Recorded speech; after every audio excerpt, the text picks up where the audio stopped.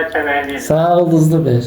Narsan bizdən həqiqətən Ramil, indi bilmirəm nədirsə, ya o deyir ixtisasımdan bağlıdır, yoxsa yaşımdan bağlıdır.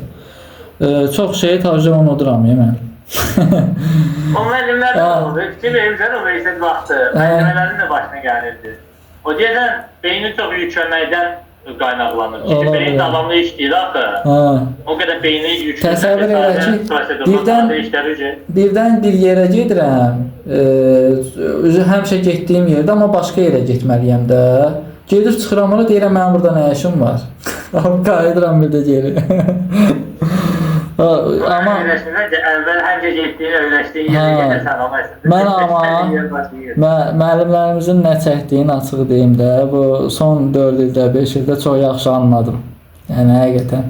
Hər mənada, yəni nətər deyim, orada... Sən yoxdur, universitet müəllimi olsan, məktəb olsan, hamısı. Yəni o müəllimlərimiz bizə danışırdı, universitetdə də ən çox indi səninlə ortaqlı olmuşdu.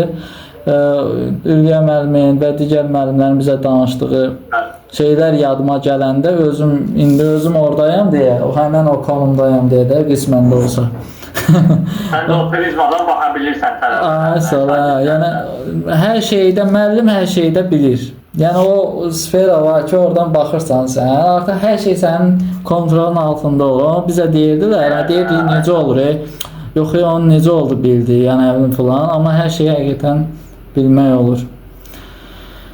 Növbəti hansı ölkədə olmağınızdan asılı olmayaraq, yəni mənim seçimim olardı ki, biraz münasib ölkələrdə gedəsiniz. Məsələn, Polşa hələ də uyğundur, İtaliya tələbələr üçün uyğundur, digər Avropa ölkələrindən müqayisədə. Macaristana gələn tələbələr çoxdur, Macaristanda oxuyan. Macaristan maraqlıdır amma, Macaristan... Nədir onun adı? Ona görə digər ölkələrə də gedə bilərsin. Yəni, sən həm səyahət cəhətdən, həm dünya görüşü cəhətdən, dünyanı gəzmək, Avropanı gəzmək cəhətdən, həm təhsil cəhətdən, məncə orada bir problem yaşamazlar. Mənim çətinliyim nədə idi? Mən həmən vaxtı qəbul olanda işləyirdim, ona görə şirkətlə müqavilə bağladım. Şirkətin xərcini ödəyib, bütün universitet işlərini şirkət özü görürdü. Yəni, bunu etməyini hamı etməlidirmi? Yox, bunu pul vermədən şirkətə özünüz də edə bilərsiniz. Sadəcə orada həvəsləndirmə məktubu var və s. kimi burada bəzi şeylər var ki, universiteti daha da ələ alır elə bir ki.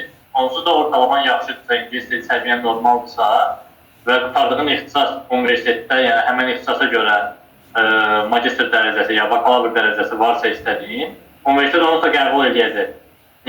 Ödənişli ya ödənişsiz təhsil haqqı, yəni ikisini də deyirəm. Ödənişli olanda da istərsəniz universitetin gərək o xərci də nəzərə alarsan. Bunun yol xərci, təyyarə və s. orada yer tutmaq, yer tapmaq, ya nədir onun adı, yataqxana, universitetin öz yataqxanası varsa, ya belə kiraya ev tutmaq, otaq yoldaşı və s. axtarmaq, bu kimi çətinliklər var. Mən elə oğlan uşağı idim deyə mənə biraz rahat idi. İndi bunun xanım tələbələr, bizim qızlarımız, onlar məsələn, deyirlər ki, xaricə gedək, onların da məsələn çətinliyi. İstər-istər orada mənim də qrup yoldaşlarım içərisində qızlar var idi, ancaq xanımlarla qalmaq istəyirdi, otaq yoldaşı axtaran. Məsələn, xanım orada oxuyan tələbələri falan axtarırdılar. Çətin deyil, amma biraz axtarırsan. Yəni, deyilən kimi hamı sənə qapını açmır ki, gəl burada qal. Yəni, o şey deyil. İndi adi bir yerdən bir yerə gedəndə mən özüm, indi sən maraqlısı bilsən nədir? Sən özün Bakıda oxuyanda öz evinizdə qalırdın da, yəni o universitetə elə gedirdin. O deyir, tələbəçiliyin o sərt üzünü hələ görməmişdin. Görməmişdim. Şükür Allah'a ki gördün. Elə bil ki sən... Allah'a gördün, özdən nə qədər uzaq. Özdə... Rayondan Bakıda... Sən daha çətinini gördün, açıq deyim. Daha çətinini gördün. Həm qürbətçilik bir tərəfdən, yad el, həm falan hər şeydə qarma-qarışıqdır. Yəni, amma mən özümdən götürürəm ki, mən rayondan Bakıya gələndə, inanırsan həqiqətən çətindir, nəyə görə? Həm özünə ətraf tapmalısan, normal. O hər adama da güvənmək olmur. O ev yoldaşı da özün qalıb görmürsən. Elə bir şeydir ki, həyat yoldaşı kimi bir şeydir. Yəni bir problem yarandısa, bütün o sənin şeyinə təsir edir həqiqətən. Ona görə normal adamlarla bəli, mümkünsüzdür. Çünki sən eyni adamla bir evdə qalırsan da, yəni bir həyatı bölüşürsən artıq. Onu, məsələn, mən onu hiss edirəm. Mən başa düşürəm ki, sən orada nə qədər çətinlik çəkmirsən. Bizim özümüz də ilk dəfə gələndə, yəni həm rayondan gəlmişdi. Heç nə, məsələn, yemək falan da adi özün hazırlamalısan axı. Mən onu məsələn bilmirdim, sonradan öyrəndim. Ancaq biz məsələn dönər yeyirdik falan, bir təhər yola verirdi. O 2017-18-ci ildə. Sonra artıq 2019-da artıq bir ili yola verəndən sonra ikinci ilə keçəndə artıq biz özümüzə gəlmişdik. Həm mühitə uyğunlaşdıq. Həm tələbə kimi özümüzü, o birinci kursu sən bilmirsən, tələbəsən, nəsən hələ məlum deyil. Sən elə bil göndəriklə düşmüsən hələ. Birinci kurs başlayandan özü o qədər həyəcan dolu olun ki, nədir, necədir, müəllimləri tanıyırsan, dərsləri tanıyırsan, sistemə uyğunlaşmağa çalışırsan. Çünki 11 illik məktəb həyatı kimi də deyil universitet. Universitetin sənə qatdığı ya da sənə öyrətdiyi tamam fərqlidir və səndən hiss etdirdiyi ilə tamam fərqlidir. Ona görə Sembolya rayonundan gəlmiş birinin Bakıda universitet oxuyub və tək başına nə bilim kirayə tutub qalmağı nə qədər çətindir, onu başa düşə bilirəm. Hə, kirayə qalmaqdır, ev axtarmaqdır və s. dost tapmaqdır falan. Bunlar özü həqiqətən çətin məsələ. İndi fikirləşirəm ki, rayon məsələn Polşadadır, ətrafı kimlər olur? O da əslində maraqlıdır. Yəni kimlərlə məsələn ünsiyyətdə olmusan, hansı ölkənin vətəndaşlarına ünsiyyət olmusan, sənə olan münasibət necə idi?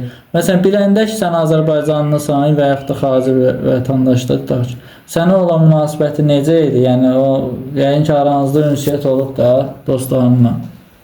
Orada ümumiyyətlə, yəni necə deyim, hər ölkədə ya da hər xalqın insanı, yəni bizimkilərdə yoxdur desən, yəni yalan olar. Bizdə də işçilik və s. kimi qeyri-etik davranışlar olur. Yəni Slavyanlarda da olur. Yəni bu Ruslardır, Ukraynalardır, nə bilim Serbiya, Moldova və s. Yəni politların özündə də olur. Mənə qarşı elə bir şey olmuyor. Yəni öz tanışlarımdan ya da öz çevrəmdən bunu deyirəm. Yəni universitet və s. Çünki Polşada yəni bizim düşündüyümüzdən də daha çox türklər və Azərbaycanlılar yaşayır. Ona görə artıq get-gedə öyrəşiblər. Yəni bezirlərmi? Məncə bezirlər, amma yəni yola gedirlərsə, yəni bir nəfərin deməyi ilə məncə heç kəs öz evinə getməyəcək ya da ölkəni boşaltmayacaq. Onlar da yola getməyə çalışırlar ki, heç kəs başının ağrımazlığını istəməzlər. Amma məni çox xoş qarşılamışlar. Mənim orada olan bir çox tanışlarım, universitet yoldaşlarımla hələ də əlaqəm var, hələ də danışıb edirik. Ona görə biraz da bəlkə də